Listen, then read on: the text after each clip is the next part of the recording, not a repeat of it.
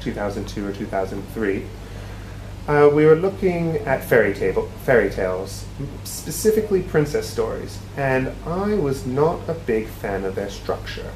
I found they featured very passive protagonists. Snow White, Rapunzel, all of them, they were rescued. And they didn't really do all that much to rescue in terms of action. I think Snow White swept the house of the seven dwarves, and that was the biggest thing she did. Otherwise, things happened to her, and I found it and I thought about the women in my own life, like my mom, my friends, my girlfriends. They would not wait around for somebody to rescue them. They would kind of just rescue themselves. And so I had this idea, what about a princess story which had a more active protagonist in it? And then I thought about fairy tales and the tropes involved there. And, it started off a bit more satirical, I'm going to have a joke about a talking frog, I'm going to have a joke about long hair. But the story morphed, and I realized I wanted to serve the protagonist a bit better. So I had all these initial thoughts about the book, but then I started working. And working and writing, I'd go to the cafe. I was a teacher for a couple of years there. Every Saturday I was writing away, and I had these lots and lots of paper notebooks. But, I got about halfway through, and that we're talking about 2 years worth of Saturday writing. And so then I started working as an accountant. And then I got laid off in 2008 financial crisis. And nobody was really hiring accountants. And so I was like, what do I do with all my time? And I decided to tackle this book. And I'm glad I did. It was winter in Canada, not a great time. Got up every morning, got out of the house was the most important thing, wrote in the University of Toronto Library, and it slowly came together. And by the end of it took I'd say about 10 months of concentrated writing to do it. But I was so pleased when it was done. It was kind of like it was out of me. That was the feverish part about it at the end. It was just getting this story out of me. And I looked for publishers in Canada, got a lot of rejection letters. What I realized about the publishing industry a little bit is they have certain themes they're going into the next year, and they're like, okay, I think we want to focus on cookbooks and immigrant literature and stories about cowboys. And if you don't fit in that publishing plan, you might not get looked at. Now, there's always exceptions and all that stuff, but I didn't have very much luck. But I wasn't too devastated by that. The story was out of me. I mean, it'd be nice if people read it, but I was just glad I'm going to say it's a lot out of me. And so I eventually came back to Hong Kong, started working here, and my mom actually turned me on to the Proverse Prize. It had to be an unpublished work, and it was like, why not? Why not apply? There's nothing wrong with that. Now, I did not win, but but I did get published, which was actually the big key thing there. And it wasn't strange being published, but it wasn't as exciting for me as finishing the novel. And it's strange when people ask you to talk about it, because I never really spoke about it much. I was like, oh, it's a story. People had the worst question, tell me about your book. I'm like, okay, there's this girl, and she wants to help people, and, stuff happens. So it's been an evolving process for me to be able to talk about it. But, so that's essentially my biography, how the story came together. I spoke a little bit about what I was trying to do with the story, about a more active protagonist. You'll notice that it's very structured novel. That was one of the things I found when I was writing it. I guess that comes from the screenwriting course I took over one summer, where screenplays have a very structured format. You have your first act, which is about 1/4 of the play, 1/4 of the movie. Your second act, which is about an hour, and then your third act, where your climactic section, which is another half an hour. So that's where you get your movie from. And so there is that structure to this novel. And I also looked a little bit at Joseph Campbell's hero's journey, which is, people have been able to translate that to Star Wars, to a lot of the famous Greek myths, and I wanted to use that structure a little bit. It helped me as a first-time writer, at least. So people have read it and have commented, oh, it feels like a movie. And there's a very good reason for that. I don't think I ever designed it to be a screenplay, but that structure helped me in writing it. And help me. Yeah, I used to have a spreadsheet. Also, another little fact about the book, every chapter starts with the letter P. And so there are 71 chapters plus a prologue and an epilogue. That was difficult. So I think one of the worst ones, Jillian and I fought about, I start one chapter with prostrate eyes, and she's like, why are you starting it this way? And I'm like, every chapter starts with the word of the letter P, and she's like, oh, there, here's the chapter, chapter 31. Prostrated eyes watched night slowly melt away. She's like, that's kind of a weird way to start a chapter. I'm like, you try starting every chapter with a word starting with the letter P. So there were some ins and outs on that. Yeah. I can keep talking, I'm not sure. Is there, and one of my rules here is I can keep wittering away, but it is also an hour. So if you guys want to help me out by asking some questions about it, that's fine. It was interesting speaking about it on the radio yesterday with Phil Whalen, yeah, and he was very much talking about fairy tales and allegories and literature devices. And I remember at the Proverse event when somebody says, oh, how do you feel now that you've made a piece of literature? And I was like, oh, I'm not sure I would consider this literature. I think it's a great yarn, don't get me wrong. I think it's a good story, it has good pace to it. That was one of the keys why I have so many short chapters. But it was, and there's definitely themes. I'm not sure too much about symbolism or any of the other stuff like that, but I was careful to have themes. I think it carries its way through. But it is much more, when I was writing it, for me it was a plot-based thing, making sure the reader doesn't get bored, make sure there's always something exciting, and characterization. That was a big motivation when I was writing. The character of Pet, I guess, kind of evolved and transformed the story. It sounds a bit cheesy when you're talking about characters, like they have their life of their own. But in this case, you're structuring a book around a character, and you want to make it believable, you want to make it somebody compelling. And I definitely want a flawed protagonist. She's not necessarily as nice as she could be in all circumstances. She can get angry. She can make mistakes. And that was important to me, that she does all those things. And so I was talking about earlier how I was treating fairy tale devices as jokes almost. When I took the character more seriously and her quest, that meant that a lot of the humor that was there for humor's sake got excised.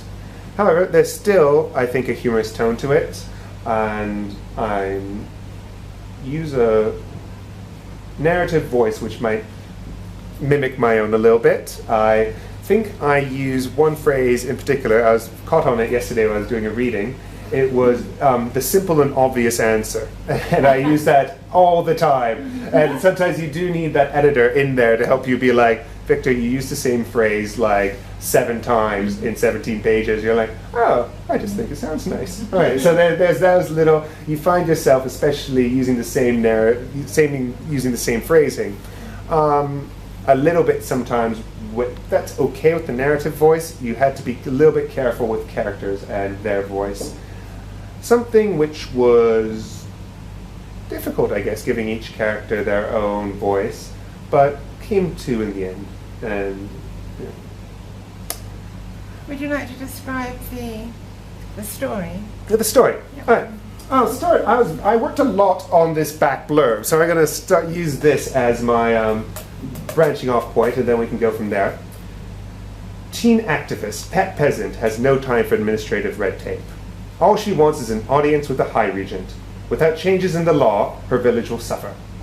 With her best friends, Pet sets off on a journey to the center of power. But events spiral out of control quickly. Terrifying monsters hunt her. Why? Is there something special about her? Pet's quest takes her across the realm, through a murky swamp tyrannized by an outlandish master, and eerie woods twisted by dark magic. As the stakes rise, her friends fall, and the drums of war sound louder, an incredible and inescapable truth dawns on Pet. I quite liked incredible and inescapable truth, but that's just me. I will read the prologue because it adds a different element to it than what the narrative is, and then I'll explain where it goes from there. It all starts off with this. The princess goes whoosh. Princesses are beautiful. This is a long-established truth. Even this princess, with her pink face, deathly wailing, and regular emissions of objectionable smells. But then again, she was just 6 months old. These things were to be expected. Despite her occasional messiness, the princess still brought a bright sparkle to her father's eyes. Unfortunately, the eyes of King Pyotr the Just were also filled with great sadness. Queen Polly had passed away during the princess's difficult birth. Though this was a crushing blow, the king never let that sadness diminish the love he felt for his daughter. Nurse Olgana supposed there was another reason King Pyotr loved his daughter so much. The king never had to change her diapers. That duty fell to her. Olgana not only had been King Pyotr's nurse, but also nursed King Pyotr's father before him. There were rumors that Olgana was the oldest living thing in the palace, but she was always quick to point out that the great oak tree in the sculpture garden had been there first. Shaking her head, Olgana began the long, spiraling climb to the top of the spire. She was too old for this nonsense. All the other royal infants had had their nurseries in the central keep, but only yesterday King Pyotr had abruptly moved the princess's nursery to the top of the spire without explanation. The idea of climbing up that narrow, treacherous staircase several times a day was unappealing, to say the least. After all, Olgana was not a young nursemaid anymore. Just as Olgana was reaching the 4th stair of many more to come, a voice rang out. "Nurse, have you seen His Majesty? I urgently need to discuss tomorrow's agenda with him." Grand Vizier Lear was his usual flustered self, trailing a massive pile of parchments. He craned his neck around the stack to make eye contact with Olgana. "No, I haven't. If I see him, I'll let him know you're looking for him." Olgana turned back to her scent. "Now, if you'll excuse me, I have 227 stairs to attend to." You might notice that character voices are not my strength. It was an intrepid journey, but eventually Olgana made it to the top. Their guardsmen, Isabob and Stan, glared at her with their steely eyes. Olgana did not mind. She knew it was all an act. Stan was probably hungover as usual, while Isabob was actually one of the most sensitive people she had ever met. "How's the weather doing up here, boys?" she asked. "Fine, nurse," Isabob retorted, as Stan opened a heavy oaken door for her, revealing that the princess already had some distinguished company. King Pyotr and Ivella, the court sorceress, were leaning over her crib and speaking in hushed tones. The conversation ended abruptly upon the entrance of Olgana. They stopped, thought Olgana, on account of me. In the past, Olgana was regarded as an old, albeit roving piece of furniture. Nobody ever stopped talking just because she entered a room. In her time, she had overheard talk of war, declarations of forbidden love, and whispered prayers. Not that she ever paid much attention, for Olgana took great pride in her absolute discretion.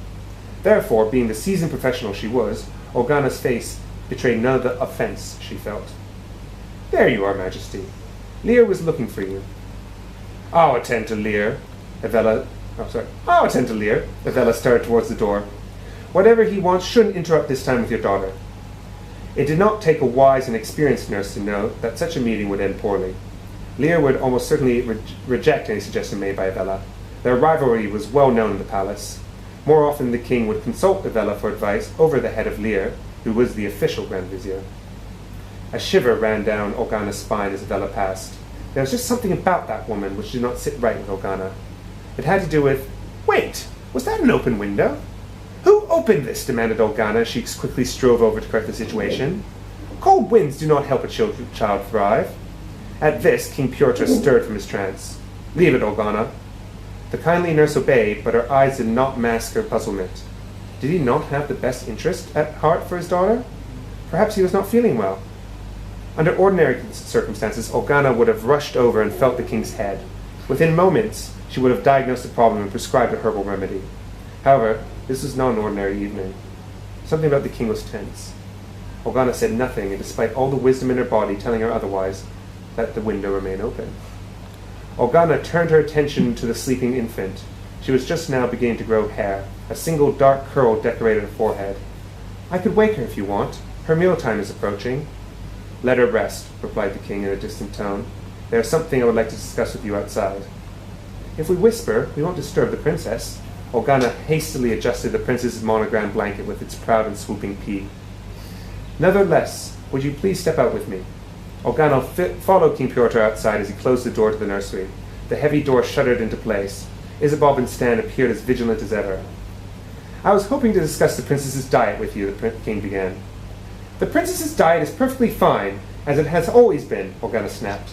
The kitchen prepares every meal to my exact specifications. I test everything before I feed it the princess, just as I did with you and your father before you.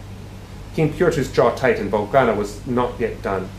What's going on here? Why this sudden move to the spire? What about that secret liaison between you and Ivella over the princess's crib? Isabob's eyes nearly popped out of the socket. He had never seen anyone address the king in such a manner. On the other side of the door, Stan struggled not to chuckle at Organa's audacity. A long pause hung in the air before the king replied, Nurse Organa, I appreciate how you think that our long familiarity entitles you to certain liberties, but let me assure you that in my capacity as king of the realm, I have the ultimate authority. I need not explain my actions to anyone. It would serve you well to remember that. That was not the response Organa was hoping for, but a quick glance at the king's resolute face convinced her that further inquiry would be futile. Just as she was about to mumble an apology, crash! So, this is the point where the princess goes missing. So the setting before, this is just when, I guess, Pet would be a child. The princess of the realm has disappeared, whisked off by the wind from her nursery. Then we cut to several years later, 17 years later to be exact. Our protagonist Pet lives in the seaside town of Seacrest. That name was not unintentional. And she's adopted. She knows she's adopted. She lives very happily. She's adopted by fishermen, which she isn't too pleased with because she hates the smell of fish. But, you know, she's good with numbers. She helps them do their taxes. She's living a happy life. She's also quite a good fencer. However, she's doing the taxes for the family fish business one day, and she realizes she is owing 1,000 gold pieces.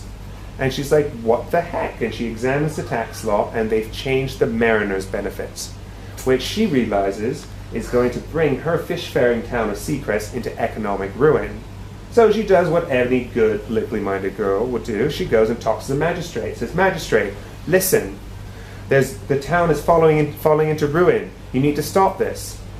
And she realizes the magistrate's useless. He signed the bill, wasn't thinking about it, and the only way to overturn the rule is to go and talk to the High Regent. So she gathers her best friends, Judd and Candace, and they're joined by an older woman, Mrs. Kettlebot, who's inspired by Pet's fervor and want for political change and tax regime change. And they set off on what should be a relatively simple mission to correct some tax law. Well, it turns out that there's a cloaked man hunting down a girl coming from Seacrest. When the cloaked man reaches Seacrest, Pet and her friends have already left. So then he goes and pursues them. I won't go into any more of the details of the story right now, but there is another layer, as I showed you in the introduction, of a missing princess. I guess the question throughout it all is Pet this missing princess? Is it somebody else? So there's that added element to it. She might be. Yeah, she might be. You can't tell. You can't tell. There might be a slight twist there at the end, so I encourage you not just to take the title at its alliterative I have a question. Sure. So when you're writing a story as long and complicated as that, do you outline? Oh, definitely. I had an Excel spreadsheet, literally, and I worked. I had a very clear structure, and I talked about how important structure was. I initially wrote it, and then feeded the structure to it. I didn't want chapters to go on too long. You'll notice there's 71 chapters because I think the average is about 4 to 5 pages per chapter. There are longer chapters. That comes a little bit. I used to borrow some of my dad's thriller novels when I was on vacation, and those always had nice, short, punchy chapters, which always had a nice cliffhanger, which made you want to read the next one. Yeah, so I wanted John Grisham. John Grisham, yeah. Also account. Yeah, see. He's a lawyer. Lawyer, yeah. So I did have, and by the end, when I had an idea what the total page count would be, I wanted to make sure I fit in that because I didn't want to have too much glut in it. And so that was a very important part to me. So yeah, I did have a spreadsheet for that. I also had the spreadsheet to help me get the P's right in the beginning of every chapter. But yeah, structure was, I think, one of the driving aspects about how the writing works in it. maybe that shows my accounting a little bit. When you were reading just now, I was a bit surprised by the pronunciation of the name, Mm-hmm. because I would have thought that name was pronounced Lear. Lear. I guess I could. That's another example of a name which is on the nose. Yeah, I took names were fun to come up with. I like Ma and Pa Peasant. Those are her parents. Lear was good. Magistrate North was kind of just to be a reaction that they're in the southern province, so that he's a bit out of place in his job. Ivella is quite on the nose, but intentionally so. But I also wanted to emulate a little bit of the fantasy element to it. The one person's name I never really stuck with me, but I couldn't find anything better, was Candace, her best friend. It worked to a certain degree, but it never struck me. I like Pet, or Petunia. She doesn't like being called Pet, by the way. But there's Candace. Judd I like because it's a strong, simple name. There's Magistrate North, Piotr, Polly, Petunia. You get the sense there. I think Queen Polly was intentional because I want to have a little bit of discordance in it. I want people to realize this had a bit of a modern flair in it, and so that's why I went with Polly as opposed to. I can't even think of another woman's P name outside Petunia right now. I'm so I obsessed. have another question. Sure. There's a lot of people that I've met.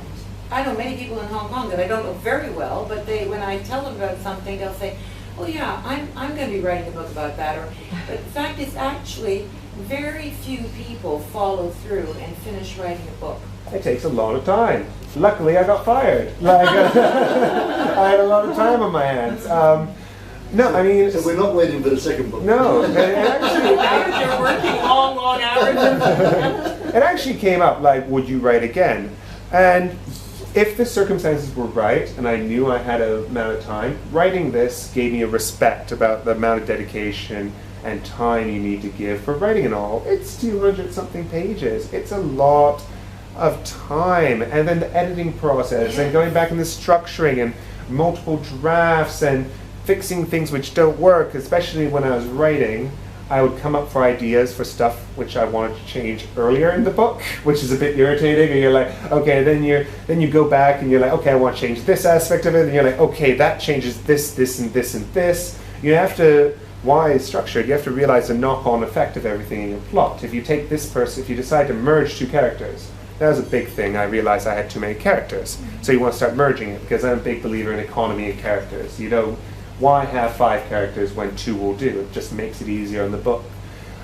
On a side note, I always remember Charles Dickens starting off with those these are all the characters that are going to be in the book, the cast of characters, what they do, and I always referring back to them when I was reading them. So it's very important to me to try to keep the number of characters down so that people would just see a name and be able to catch up. Also, it's the worst when you put a book down for a couple of days and then you pick it up again and you're like, oh, who is this character again? You have to run back and go back to it. So, yeah, minimize the number of characters. But the original question was the time it takes. Enormous amount of time. And becomes obsessive. I have total respect to people who, also when you're doing it the first time, you have no clue anybody's ever going to like it. That wasn't, as I say, the intrinsic motivation for it. But if I had to rely on that for my income, that'd be a scary thing. So, work a lot harder. And I have total respect for people who are willing to take that leap. But I mean, you never really know if you're a good author or not. I mean, you show it to some friends, they're going to tell you it's pretty good just because they're your friends. And then you send it to a bunch of publishers, you're like, oh, maybe it's not. I mean, I'm glad I got it. And then, well, thankfully, Gillian Bickley came along and accepted it. There's some validation from that. But that was secondary. It was nice. But most of all, I was like, oh, this is out of me. I'll do something with it one day. But it's also an unending... Even yesterday, right before I was speaking on the radio, I was going through a passage and I realized I used the word protocols twice in one paragraph. I was like, darn! I was like, that's unnecessary. And just looking at it, even now, whenever I read it, I'm always like, oh, I wish I could change that and that. I would not make a well, somebody else can make a screenplay of it, if somebody has ever wanted that. But this one was definitely a book. It shares the structure of a screenplay, but I definitely wanted to have the characters' thoughts in there. and capture that element. And there are certain things you can do with certain genre, certain formats that you can't do with others. A clever little device for the deep learning, then also the identification. I think names are very important. Like Petunia, shortened to Pet, was supposed to be a little bit of a joke. I mean, there's a P there, but also Pet is a bit, derogatory a little bit, but she's none of that. And so I wanted to have that little context in there. I had a lot of fun with the names. I played with them, especially when you decide to change a character's name halfway through, then you have to go back and change it all. So yeah. Luckily there's a find function in most computers now, which makes it a bit easier. But and I had to write it in notebooks, that just to keep moving forward, because if I typed on the computer, especially the first draft, it would be constantly going back, editing, constant files. At least to this day, I still have all the notebooks of the first draft in paper. Now, the narrative changes, and what's in that notebook compared to what was eventually typed, which I typed, is very different, but I needed to write in notebooks just so I kept going forward, because otherwise I'd just be going back and revisiting chapters, especially if I changed something, I'd go back and change that note. I wanted to make sure I got the entire thing out, and then go back and revisit it.